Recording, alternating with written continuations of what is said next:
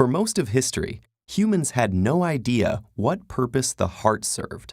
In fact, the organ so confused Leonardo da Vinci that he gave up studying it. Although everyone could feel their own heart beating, it wasn't always clear what each thump was achieving. Now we know that the heart pumps blood. But that fact wasn't always obvious, because if a heart was exposed or taken out, the body would perish quickly. It's also impossible to see through the blood vessels.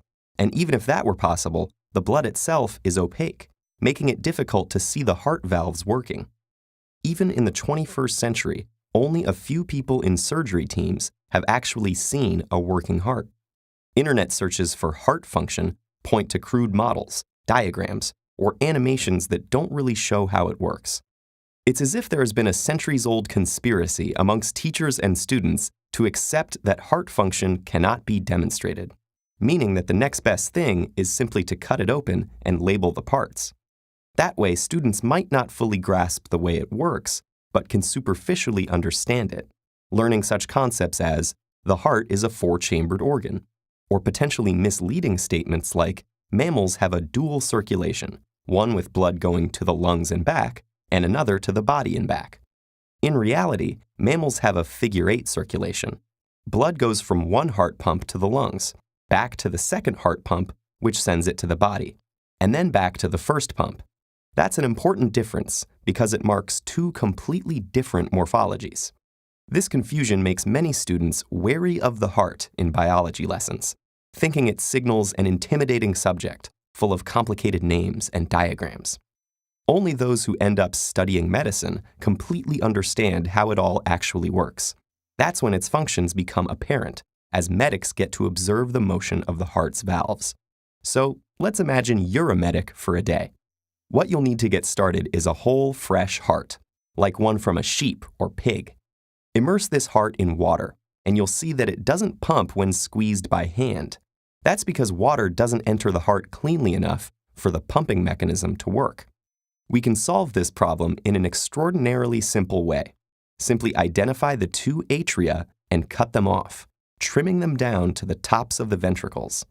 This makes the heart look less complicated, because the atria have several incoming veins attached, so without them there, the only vessels remaining are the two major heart arteries, the aorta and pulmonary artery, which rise like white columns from between the ventricles.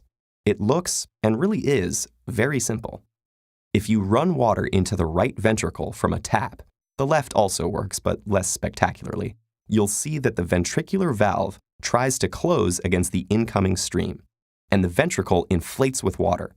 Squeeze the ventricle, and a stream of water squirts out of the pulmonary artery. The ventricular valves, called the tricuspid in the right ventricle and the mitral in the left, can be seen through the clear water opening and closing like parachutes, as the ventricle is rhythmically squeezed. This flow of water mimics the flow of blood in life. The valves are completely efficient. You'll notice they don't leak at all when the ventricles are squeezed. Over time, they also close against each other with very little wear and tear, which explains how this mechanism continues to work seamlessly for more than 2 billion beats a heart gives in its lifetime. Now, anyone studying the heart can hold one in their hands, make it pump for real, and watch the action unfold.